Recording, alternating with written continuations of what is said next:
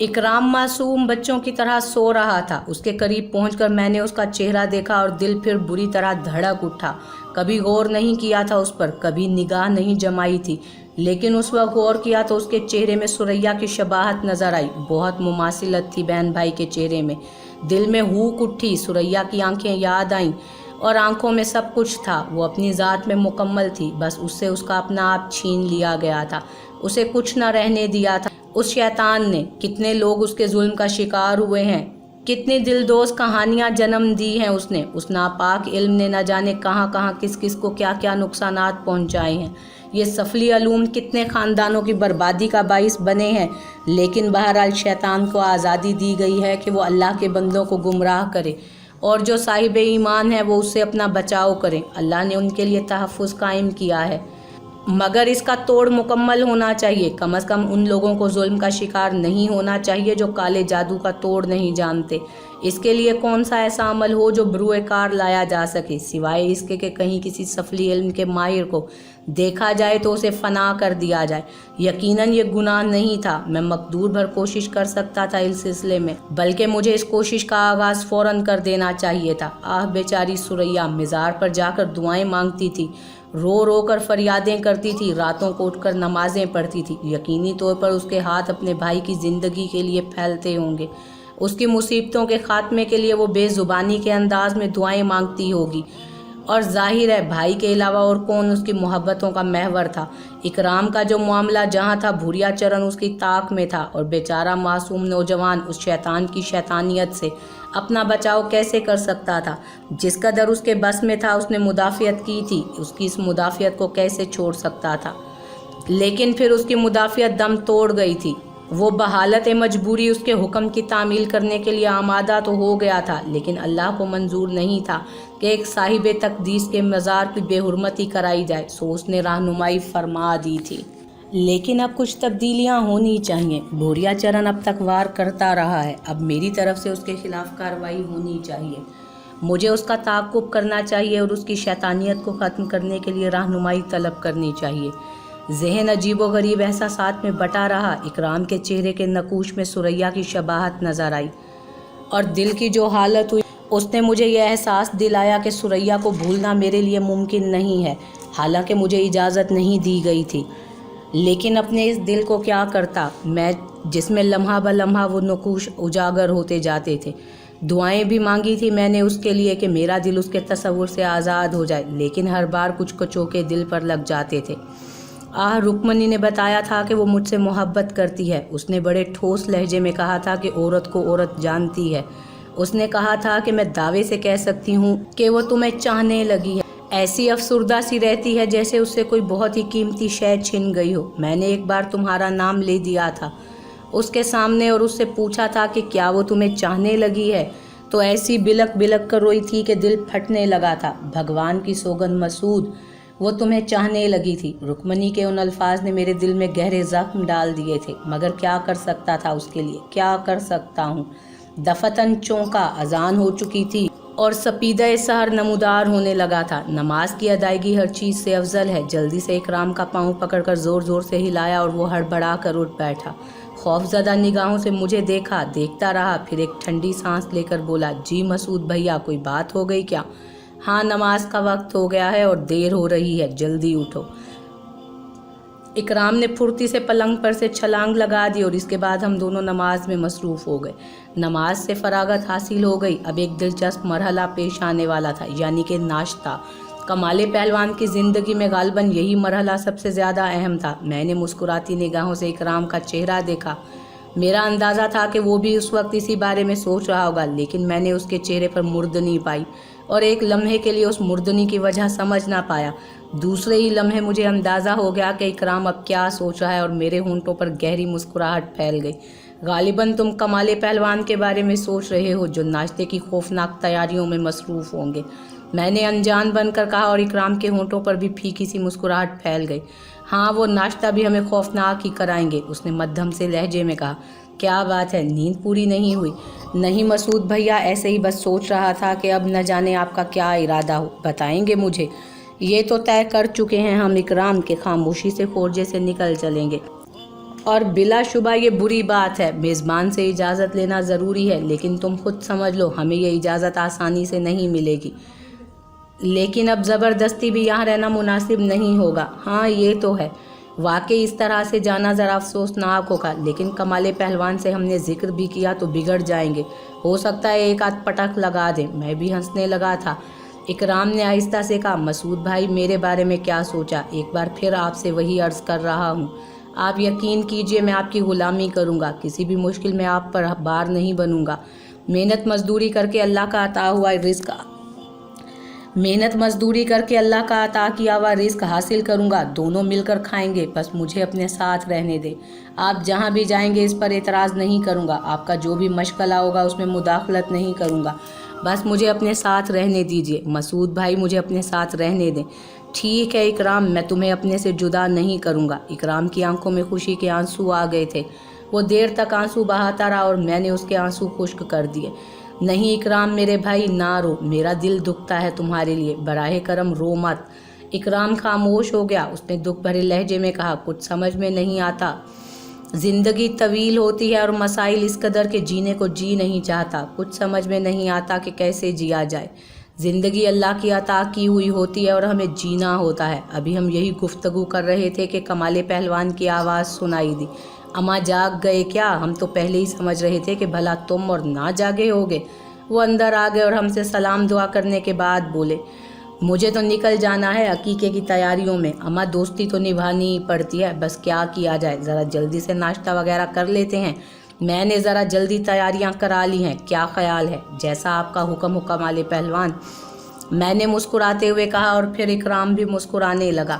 ناشتہ آ گیا اور ہماری توقع کے مطابق ہی تھا۔ خاموشی سے ناشتہ کیا۔ کمال پہلوان بولے، اماں محسوس نہ کریو، دوستی کا معاملہ ہے، صبح ہی صبح نکل جانا پڑے گا، اپنے سارے پٹھوں کے ساتھ دوپہر کو ملاقات ہوگی، تم بھی گھوم پھر آنا خورجے میں، بڑھیا جگہ ہے، ابھی تم نے اسے دیکھا ہی کہاں ہے؟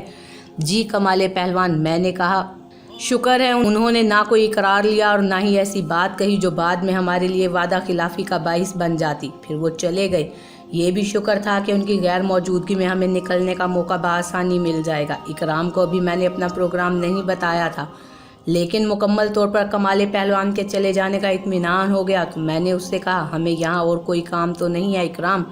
یہ تو آپ بتائیے مسعود بھیا، میں تو زندگی میں پہلی بار یہاں آیا ہوں، بس نام سنا تھا اس شہر کا، دیکھا پہلی بار ہے۔ اکرام نے سادگی سے کہا، مجھے افسوس ہے کمال پہلوان کے سلسلے میں، لیکن بہرحال جانا ہے، تیاریاں کرو، ممکن ہے ان کا کوئی ہرکارہ ہی یہاں پہنچ جائے، یا پھر صوفی جبار بنفس نفیس ہمیں دعوت دینے نہ آ جائیں۔ اکرام تیار ہو گیا، استاد اپنے تمام پٹھوں کے ساتھ گئے ہوئے تھے، اس لیے کسی سے کچھ کہنا بھی نہیں پڑا، اور میں اکرام کے ساتھ باہر نکل آیا۔ گنگا دھر یاد آئی، لیکن سب بیکار تھا، اب تو جوالا پور ذہن میں تھا۔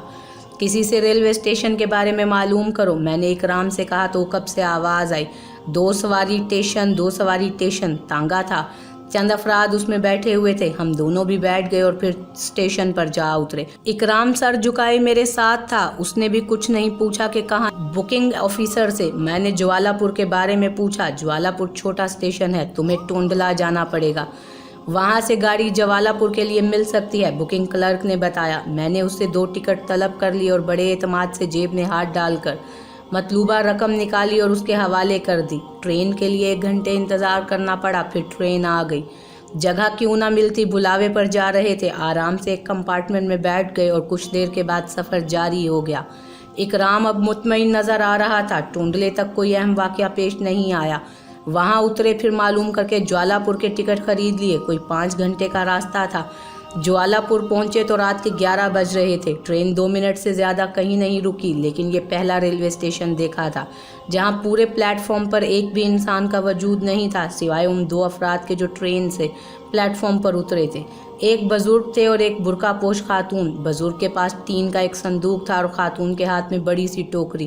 وہ صاحب خود ہکے بکے کھڑے تھے، اس سے پہلے کہ میں انہیں مخاطب کرتا وہ خود میری طرف متوجہ ہو گئے۔ عزیزی زحمت دوں گا ذرا، وہ چند قدم آگے بڑھے تو میں خود ان کے قریب پہنچ گیا۔ یہ سب کچھ کیا ہے، کوئی سانحہ ہو گیا کیا؟ میں خود حیران ہوں محترم، پورا پلیٹ فارم خالی پڑا ہے، یہاں تک کہ اسٹیشن ماسٹر کا کمرہ بھی۔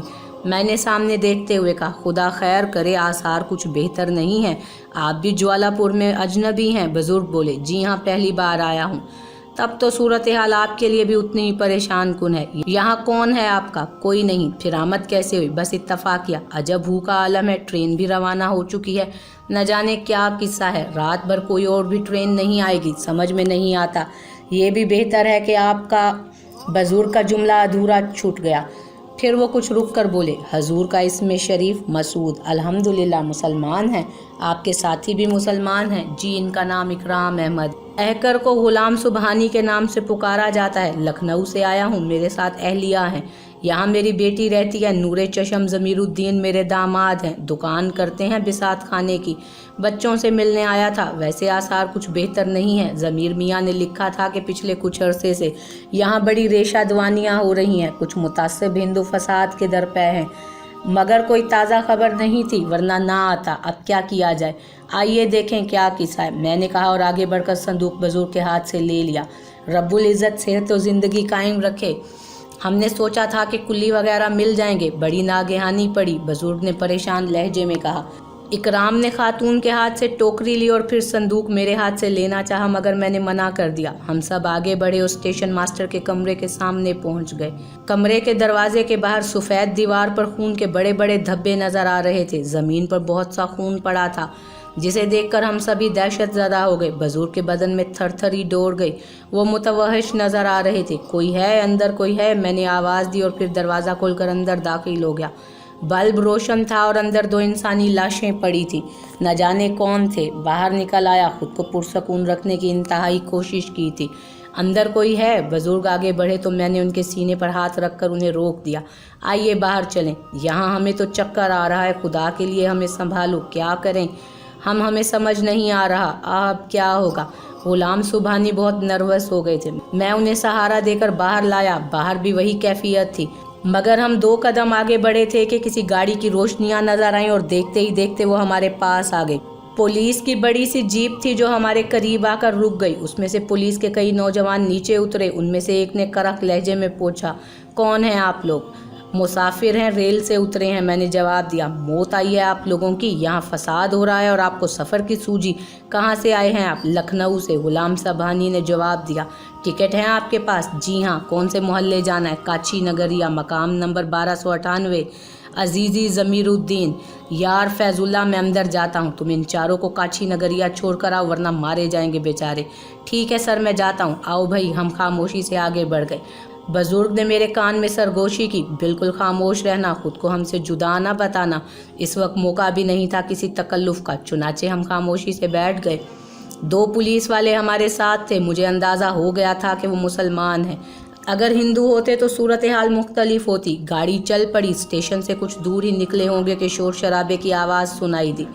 फिर कुछ मिशलें रोशन नजर आईं और देखते ही देखते एक मकान से शोले उठने लगे। फैजुल्ला और दूसरे कांस्टेबल ने राइफलें संभाल लीं और हवाई फायर करने लगे। ड्राइवर ने गाड़ी की रफ्तार तेज़ कर दी और मिशलों में भगदड़ मच गई।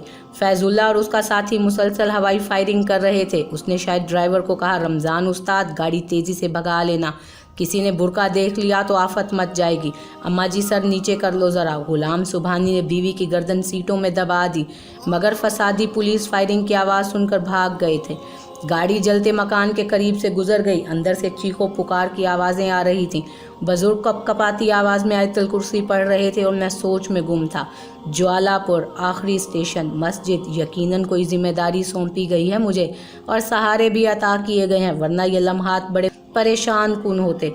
इस फसाद ज़दा आबादी में कहाँ जाते हम दोनों? फिर शायद मतलूबा जगह आ गई थी। फैजुल्ला ने पूछा, मकान पहचानते हो बाबा जी? हाँ, वो सुर्ख ईंटों वाला। गुलाम सुबहानी ने इशारा किया और गाड़ी उस मकान के सामने जा रुकी। बहुत वसी मकान था। दूसरे कांस्टेबल ने उतरकर ज़ोर ज़ोर से दरवाज़ा बजाया, मगर अंदर से आवाज़ नहीं आई। ओ खुदा के बंदो, मेहमान आए हैं तुम्हारे, उन्हें तो अंदर बुला लो, डरो मत। मैंने महसूस किया था कि आसपास के मकानों में भी आहटें होने लगी, मगर सुर्ख ईंटों वाले मकान का दरवाज़ा नहीं खुला। फिर किसी दूसरे मकान की छत से आवाज़ आई, नारे तकबीर, अल्लाहु अकबर। चारों तरफ से आवाज़ें उबल पड़ी। फैजुल्ला और दूसरा कांस्टेबल चीखा, ओ खबरदार खबरदार, पुलिस है, कोई हरकत ना हो, खबरदार। ओ बाबा जी नीचे उतरो, खुद आवाज़ दो। फैजुल्ला की हालत ख़राब हो रही थी। बड़ा अजीब माहौल था। बड़ी मुश्किल से गुलाम सुबहानी को नीचे उतारा गया और वो दरवाजे पर पहुंच गए। फिर उन्होंने लरजती आवाज़ में कहा, मियाँ ज़मीरुद्दीन, हम ग़ुलाम सुबहानी हैं, तुम्हारे ससुर लखनऊ से आए हैं, शोमई तकदीर। मियाँ तुम्हें अल्लाह का वास्ता दरवाज़ा खोल दो। अचानक अंदर से आवाज़ें उभरी और मजबूत दरवाज़ा खुल गया। फिर एक आवाज़ सुनाई दी, अरे अब्बा मियाँ आप। एक तवाना शख्स बाहर निकल आया। अम्मी भी हैं तुम्हारी, उन्हें उतारो। चलो जल्दी करो भाई, वापस जाना है। बुजुर्ग ने मेरा हाथ पकड़ा, हम लोग नीचे उतर आए और सब अंदर दाखिल हो गए। अरे भाई सुनती हो नूरजहां, अब्बा मियाँ और अम्मी आए हैं लखनऊ से। ज़मीरुद्दीन दरवाज़ा बंद करके आवाज़ लगा कर बोले, मगर अंदर से कोई आवाज़ नहीं आई थी। ज़मीरुद्दीन को अब हमारा ख्याल आया। वो हमें घूरता हुआ बोला, ये कौन है अब्बा मियाँ? ये तारुफ का वक्त है। आह किस बुरी घड़ी घर से निकले थे, पानी पिलवाओ हमें, नीम जान है। जी जी आइए अंदर आ जाइए, शुक्र है जल्दबाजी में हमला नहीं हो गया। यहाँ तो सब तैयार बैठे हैं, आइए। हम अंदर दाखिल हो गए। वसीओ अरीज दालान लातादाद कमरे हवेली नुमा घर था। हमें एक वसी कमरे में लाया गया, बैठने के लिए कहा गया और हम बैठ गए। ज़मीरुद्दीन ने कहा, अम्मी आप आइए अंदर चलिए। नूरजहां डरी हुई हैं इसलिए उनकी आवाज़ नहीं सुनाई दी। बुरका पोश खातून अंदर चली गईं। ग़ुलाम सुबहानी ने कहा, मियाँ क़यामत टूटी है, इसे कहते हैं नागहानी। यहाँ तो मुहाज़े जंग खुला हुआ है। सुनो मियाँ, ज़रा भी गैरियत ना समझना। हमारा तुमसे तफसीली तारुफ नहीं, मगर इंसान और मुसलमान होना काफ़ी है।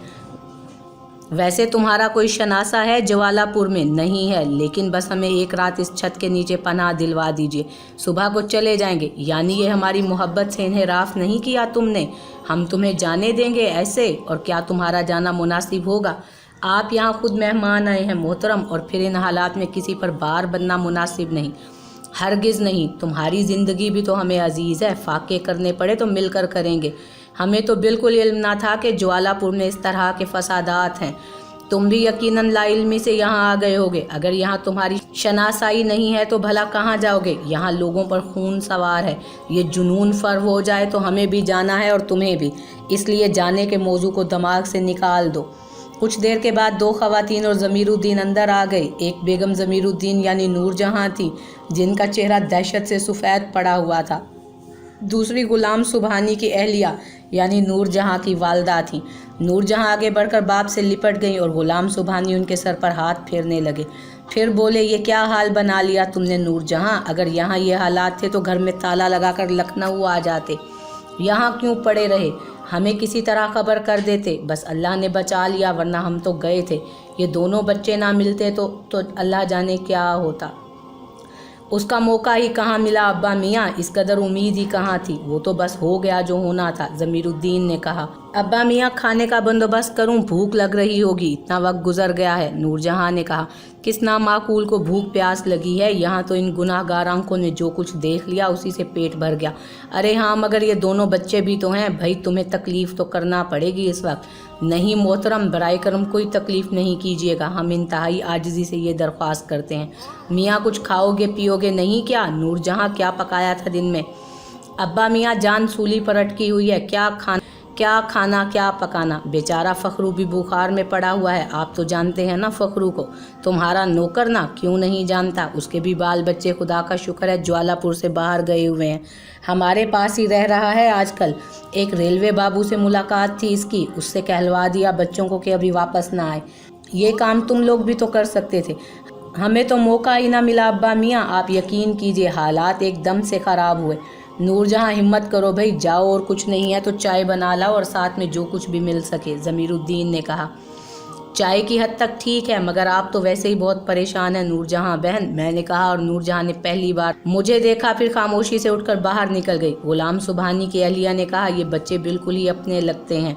बेटा तुम आए कहाँ से हो? टोंडला से सवार हुए थे रेल में ज्वालापुर जाने के लिए, यहाँ उतरे तो ये सब कुछ देखा। मगर ज़मीर मियाँ, ज्वालापुर में तो इससे पहले कभी ऐसा फसाद नहीं हुआ था। छोटी मोटी वारदात तो हर जगह ही होती रहती है, जहाँ चार बर्तन होते हैं खड़कते ही रहते हैं। ये हुआ क्या? फसाद किस सिलसिले में चल रहा है यहाँ पर? बहुत अरसे से चल रहा है अब्बा मियाँ। हालांकि यहाँ हिंदू मुसलमान सभी मिलजुल कर रहते हैं, लेकिन जब से गरजनाथ सेवक यहाँ आया है उसने चक्कर चलाया, तासुब ही तासुब फैल गया है। ये गरजनाथ सेवक कौन है? पहले इसका नाम नहीं सुना हमने। ग़ुलाम सुबहानी ने कहा, एक हिंदू साधु है, कमबख्त ना जाने कहाँ से आन मरा हमारे ज्वालापुर में, आकर आग फैला दी। मायाकंड का पुजारी कहलाता है और उसने बाबू मूलचंद पर काबू पा लिया है। बाबू मूलचंद वही जमींदार? जी हाँ, रियासत अली खान ने उसकी बड़ाई पहले भी कुछ कबूल नहीं की थी। बराबर का दर्जा है दोनों का। जितनी ज़मीनें बाबू मूलचंद की हैं उतनी ही कुंवर रियासत अली खान की हैं। दोनों में अच्छी खासी दोस्ती थी, लेकिन गरजनाथ की वजह से दोनों की दोस्ती अब दुश्मनी में तब्दील हो गई। इसमें कोई शक नहीं कि जितना नुकसान हिंदुओं ने मुसलमानों का किया है उतना ही मुसलमानों ने हिंदुओं का भी किया है। यहाँ बराबर की टक्कर है, लेकिन बहरहाल नुकसान ही नुकसान है। जो लड़ने मरने वाले होते हैं वो तो लड़ मर के निकल भागते हैं। जो इक्का दुक्का बेचारे इधर उधर फंस जाते हैं उन पर कयामत टूट पड़ती है। बेगुनाहों का ही नुकसान हो रहा है। एक अंदाजे के मुताबिक 70-80 आदमी मर चुके हैं और हर घर में खौफ का बसेरा है। ये कमीना गरजनाथ आखिर चाहता क्या है, कौन है और कहाँ से आया है, कुछ नहीं मालूम। बस एक टूटा फूटा पुराना मंदिर था, वहाँ पर आकर आबाद हो गया। मंदिर में पूजा पाठ होती नहीं थी, सारी दीवारें गिरी हुई थीं, लेकिन फिर रातों रात लोगों ने देखा कि वो मंदिर फिर से तामीर हो गया। ये वाकई सच है, क्योंकि ये मंदिर कुंवर रियासत अली खान की ज़मीनों में आता है, इसलिए टूट फूट गया था कि वहाँ कुंवर रियासत अली खान ने उसे दोबारा तामीर करने की इजाज़त नहीं दी थी। उसकी बजाय बाबू मूलचंद ने एक और जगह दे दी और वहाँ बड़ा मंदिर तामीर हो गया। लेकिन गरजनाथ सेवक ने रातों रात ये मंदिर तामीर कर लिया। मुझे तो अच्छा खासा जादूगर मालूम होता है वो, वरना सभी मंदिर को देखते और हैरान होते रह गए। कुंवर रियासत अली को जब ये बात मालूम हुई तो उन्होंने मंदिर गिराने का हुक्म दे दिया और उनके आदमी वहाँ पहुँच गए।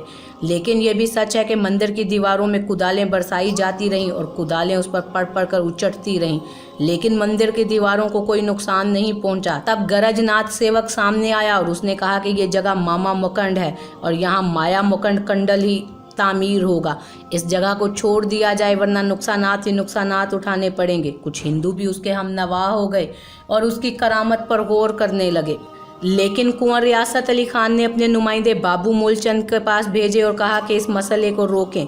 बाबू मूलचंद पहले तो ठंडे दिमाग से इस काम के लिए तैयार हो गए। उन्होंने गरजनाथ सेवक को अपने घर बुलाकर दावत दी और मंदिर के बारे में बातचीत की, लेकिन इसके बाद उनका दिमाग भी पलट गया। उन्होंने कुंवर रियासत अली खान को पेशकश की कि अगर वो चाहें तो ये ज़मीन उनके हाथों फ़रोख्त कर दें ताकि मंदिर कायम रहे। कुंवर रियासत अली खान ने भी इस बात को अपनी अना का मामला बना लिया। कहने लगे कि इस मंदिर में भी पूजा पाठ नहीं होगी और लोग आ जा नहीं सकेंगे। इसके साथ ही उन्होंने वहाँ पहरा लगवा दिया। बेशतर हिंदू वहाँ पूजा करने के लिए गए, लेकिन उन्हें मार पीट कर भगा दिया गया। इस तरह बाबू मूलचंद का दिमाग भी फिर गया। उन्होंने धमकियाँ देना शुरू कर दी। नतीजा ये हुआ कि 2 मस्जिदों की बेहुरमती की गई। मुसलमानों ने इस पर शदीद एहतजाज किया, मंदिरों पर भी हमले हुए और बस यूँ समझ लीजिए कि ये छोटे छोटे वाक़यात बढ़ते चले गए, जिसका नतीजा आज हमारे सामने है। गली गली, मोहल्ला मोहल्ला, जहाँ हिंदू ज़्यादा तादाद में वहाँ मुसलमानों को नुकसान पहुँचाया जा रहा है, और जहाँ मुसलमान ज़्यादा तादाद में है वहाँ हिंदुओं के घर लूट लिए गए हैं। ये फसाद बढ़ता ही जा रहा है। सुना है बाबू मूलचंद अब बाहर की बस्तियों से आदमी बुलवा रहे हैं ताकि यहाँ फसाद बढ़ाया जा सके।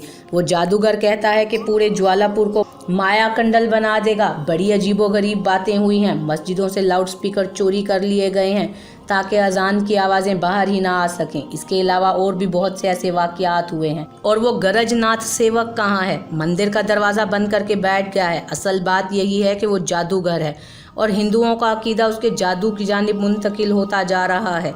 यानी ये कि कुंवर रियासत अली ने मंदिर तुड़वाने की हर मुमकिन कोशिश कर ली, लेकिन मंदिर टूटता ही नहीं है। दरवाज़ा बंद है और उस पर पत्थर की एक बड़ी सी सिल लगवा दी गई है जिसे कुदालों से भी नहीं तोड़ा जा सका। गरजनाथ सेवक अंदर मौजूद है। सुना है उसे कई बार बाहर भी देखा गया है, लेकिन कहाँ से बाहर आता है इसका कोई पता नहीं। बहरहाल अब वो इस मंदिर को माया मुकंड कहता है। तो इस तरह तो इसका कोई फैसला नहीं होगा। हुकूमत ने कोई इकदाम उठाया, बस पुलिस फसादात को रोकने की कोशिशों में लगी है। वैसे ज़मीनें चूँकि रियासत अली खान की हैं, इसलिए लोगों का यही कहना है कि जब कानून हरकत में आएगा तो बात रियासत अली खान की मर्ज़ी की होगी। वो अपनी ज़मीनें नहीं बेचना चाहते, नहीं बेचेंगे। शायद कुछ गुफ्त शुनीद हुई थी सरकारी हुकाम से। उन्होंने सर्वे के लिए एक वफ्द भी भेजा था जिसने गालिबन यही रिपोर्ट दी कि हिंदुओं का अकीदा भी बड़ा मजबूत है इस मंदिर के बारे में। नतीजा फसाद के अलावा और कुछ नहीं होगा। चुनाचे अमन अमान के नाम पर रियासत अली खान से दरख्वास्त की गई कि वो ये ज़मीन फ़रोख्त कर दें, लेकिन वो भी इसके लिए तैयार नहीं। चुनाचे कोई फ़ैसला हो ही नहीं सका और ये फसाद बढ़ता ही चला जा रहा है। अब सूरत हाल ये है कि हमारा मोहल्ला भी जंग के लिए तैयार है। यहाँ सारे के सारे पढ़े लिखे और समझदार लोग रहते हैं। जो खुद आगे बढ़कर कुछ नहीं करते, लेकिन अपने मोहल्ले के बचाव के लिए उन्होंने माकूल इंतजामात कर रखे हैं। अब आप देखिए ना, पुलिस आई थी आपको लेकर, मगर मोहल्ले वाले समझे कि शायद हिंदुओं की तरफ से कोई कार्रवाई हुई है। नतीजे में नारों की आवाज़ें आने लगीं और अगर कोई ज़रा सी भी गलतफहमी हो जाती तो पथराव शुरू हो जाता। बस मियाँ, खुदा ने बचा लिया आज हमें, वरना हम मियाँ बीवी तो आज गए थे। अरे इन बच्चों का शुक्रिया अदा नहीं किया तुमने, आपने तारुफ ही नहीं करवाया। अब्बा मियाँ, ये मसूद मियाँ है और इनका नाम इकराम है। यहाँ ज्वालापुर में किसी काम से आए थे बेचारे, खुद भी फंस गए। यहाँ इनका कोई नहीं है। अब जाहिर है इन हालात में, जबकि इन्होंने हमें सहारा दिया था, मैं इन्हें अपने साथ ना ले आता तो और क्या करता। ये तो आपने बहुत अच्छा किया है अब्बा मियाँ, बड़ी खुशी से हम इन्हें अपने मेहमान के तौर पर कबूल करते हैं। अब इन हालात में जाहिर है इनका जो काम है वो भी नहीं होगा, चुनाचे खामोशी से वक्त गुजारा जाए। बल्कि अच्छा है ज़रा रौनक हो गई आप लोगों के आ जाने से, वरना इन नूरजहां बेगम ने तो नाक में दम कर दिया है। न खाती हैं न पीती हैं, बस खौफ का शिकार हैं। एक वो बेचारा फखरू है, वो भी उनका साथी है। दोनों एक दूसरे से मुकाबला कर रहे हैं खौफजदा होने का। उसे तो बुखार भी आ गया है डर के मारे। सबके होंठों पर मुस्कुराहट फैल गई। वाकई इन हालात में तो उन लोगों के लिए हमारा आना बेहतर ही हुआ, लेकिन मेरी मुस्कुराहट में कोई और बात भी छुपी हुई थी। मैंने गरजनाथ सेवक का नाम सुना हुआ था, जो यहाँ माया मुकंड नाम की चीज़ कायम करना चाहता है, और उसने एक ऐसा मंदिर बना लिया है जिस पर कुदालें असर नहीं करती। इसका मकसद है कि मेरे शानों पर भी कुछ जिम्मेदारियां आयद की गई हैं, वरना ज्वालापुरी का रुख क्यों अख्तियार करवाया जाता। साफ साफ इशारा किया गया था कि मैं ज्वालापुर पहुंचूं, लेकिन इस मस्जिद के बारे में अभी तक कोई इल्म नहीं था, जो किसी वीराने में वाक़या थी और जिसकी निशानदही की गई थी। मेरे सफ़र का इख्तिताम आलम तसव्वुर में वहीं हुआ था। नूरजहां बेगम चाय के साथ खासे लवाजमात का इंतज़ाम करके लाई थी। मुलाजिम फ़खरू भी साथ था। उसने सलाम किया और ग़ुलाम सुबहानी उसकी मिजाज पुरसी करने लगे। फिर खातिर मदारात का सिलसिला शुरू हो गया। चाय वगैरह से फरागत के बाद ज़मीरुद्दीन ने कहा, मसूद मियाँ और इकराम मियाँ, वो जो कहा है किसी ने कि चिमगादड़ के घर मेहमान आए और उल्टे लटक गए, इस वक्त यही कैफियत यहाँ की है। माबूदे करीम के फजलो करम से इस गरीब खाने में खाने पीने की बिल्कुल कमी नहीं। घर के उकबी हिस्से को मैंने तरकारी के लिए खेत बना दिया है। चुनाचे मटर की बेलें, कद्दू और लौकी की बेलें फल फूल रही हैं। कोई 70 मुर्गियाँ मौजूद हैं जो अंडे और गोश्त की ज़रूरत को पूरी करती हैं। बकर ईद के लिए 4 बकरे तैयार हैं। अलबत्ता चाय काली ही पी जाएगी क्योंकि दूध का काल है। अनाज भी कई माह के लिए काफ़ी है, इसलिए खाने पीने की तो कोई मुश्किल नहीं होगी। अलबत्ता अगर बदबख्त हिंदुओं ने इधर हमला किया तो आप 2 नौजवान हमारी सिपाह में ज़रूर शामिल होंगे। चुनाचे आइए और अपनी रिहाइशगाह देख लीजिए। 2 बल्लम, छुरियाँ और लाठियाँ आपको पेश की जाएंगी। हाँ मियाँ, आराम करो, अल्लाह महफूज रखे। ग़ुलाम सुबहानी ने कहा। हमें हवेली नुमा मकान के एक वसी कमरे में पहुंचा दिया गया, जहां आराम का मुकम्मल बंदोबस्त था। बल्लम और लाठियां वगैरह भी दे दी गईं। आराम के लम्हात मिले तो मैंने मुस्कुराते हुए इकराम को देखा। कहो इकराम मियाँ, लुत्फ़ आ रहा है मेरे साथ रहकर। बहुत मसूद भैया, वो भी मुस्कुरा कर बोला। तुम भी सर फिरे ही लगते हो। नहीं मसूद भैया, अपनों और मोहब्बतों से महरूम इंसान हूँ। कौन है मेरा इस कायनात में? बहन मुश्किलात में गुम हो गई, तन्हा रह गया तो जीना नामुमकिन होगा, मगर मरना नहीं चाहता, और फिर आपके साथ रहकर मुझे उस शैतान से तहफ़्फ़ुज़ हासिल है। इन हालात के बारे में क्या ख्याल है फिर? जहाँ आप वहाँ मैं, हालात कैसे भी हों, उसने जवाब दिया। फिर बोला, वैसे मसूद भैया, मैं तो आपका मुरीद हूँ। मुरीद? मैंने उसे हैरत से देखा। हाँ, दिलो जान से। क्या मैं भूल सकता हूँ कि वह मनहूस और कमीना सफली इल्म का माहिर आपसे खौफज़दा था? वो सब कुछ कर सकता है, मगर अपने नापाक इल्म से आपका कुछ नहीं बिगाड़ सकता। उसकी मकड़ियाँ आपके कायम किए हुए हसार को अबूर नहीं कर सकती। मसूद भैया, आपने मुझे भाई कहने की इजाज़त दी, वरना तो मैं आपको मुर्शिद कहता। इंसान हूँ, ये सारी बातें नज़रअंदाज तो नहीं कर सकता। भैया, इंशाल्लाह आपको कभी शिकायत का मौका नहीं दूंगा, कभी अपनी औकात से बढ़ने की कोशिश नहीं करूंगा, ये वादा है मेरा। कोई बात समझ में ना आई तो उसके बारे में आपसे कभी सवाल नहीं करूंगा। मैं जानता हूं भैया कि आप खोरजे बिला वजह नहीं गए होंगे और ज्वालापुर भी बिला वजह नहीं आए होंगे, मगर ये अल्लाह वालों की बातें हैं। हम जैसों को उनकी कुरेद नहीं करनी चाहिए। हालांकि आपने मुझसे कहा था कि आपका दिल भी दुखा हुआ है, आपके दिल में ज़ख्म है, दाग हैं। दिल बेचैन हो गया था ये सुनकर, मगर मैंने कुछ नहीं पूछा, और भैया खुदा की कसम पूछूंगा भी नहीं। आप मुझे अपने कदमों की खाक तसव्वुर करें, जहां आप वहां मुझे क्या गम हो सकता है। मैं खामोश हो गया। इकराम के जज्बे काबिल कदर थे, लेकिन मुझे खामोशी ही इख्तियार करनी थी। उस बेचारे को क्या बता सकता था। फिर इकराम तो सो गया, मैं वज़ू करके तहज्जुद पढ़ने बैठ गया। इसके बाद मराकबा करने लगा। यहाँ आ गया था और अब मुझे रहनुमाई दरकार थी। आंखों में उसी मस्जिद का नक्शा उभरा जो उस वक्त देखी थी, और फिर सब कुछ मालूम हो गया। शायद अभी इतना ही काफ़ी था। अलबत्ता हालात के बारे में ज़रूर सोचता रहा। बाबू मोलचंद, कुंवर रियासत अली खान और गरजनाथ सेवक। दूसरी सुबह पुरसकून थी। जागे हुए थे। इकराम और मैं नमाज से फारिग हुए थे कि उकब से गुलाम सुबहानी की आवाज़ आई। सुबहान अल्लाह, माबूद करीम कबूल करे, जवानी की इबादत अल्लाह को पसंद है। ये देखकर खुशी हुई कि तुम नमाज के पाबंद हो, वरना आजकल के नौजवान तो वतीरा ही कुछ और है उनका। काली चाय तैयार है दोस्तों, कहो तो पेश की जाए, ज़मीरुद्दीन ने कहा। ज़रूर ज़मीर साहब, मैंने मुस्कुरा कर कहा। सब यकजा हो गए। फिर कुछ दिन चढ़ा तो नाश्ता किया। नाश्ते से फरागत हुई तो चंद अहले मोहल्ला रात के मेहमानों के बारे में मालूमात हासिल करने आ गए। हमें उनसे मिलवाया गया। शहर की सूरत हाल पर तबसरा हुआ। अभी कोई बेहतरी नज़र नहीं आ रही थी। रियासत अली खान ही कुछ लचक पैदा करें तो क्या हर्ज है। एक साहब ने कहा, कैसी बातें करते हो चचा नज़ीर, मुसलमानों की भी तो कोई आन है। दूसरे साहब ने कहा, मैं तो खल्के खुदा की भलाई के लिए कह रहा था। अल्लाह मालिक है, हम रियासत अली खान के साथ हैं। और फिर तुम्हें जान अली की मस्जिद याद नहीं है? रियासत अली खान भी उस बात पर चिड़े हुए हैं। जब वो काफिर मस्जिद की तामीर की इजाज़त नहीं देता तो हम क्यों मंदिर बनाने दें? मगर मंदिर तो बन चुका है, किसी ने आवाज़ दी। वो तो जादू का मंदिर है तो सही ना। मेरे कान खड़े हो गए। किसी मस्जिद का तस्करा हुआ था अभी।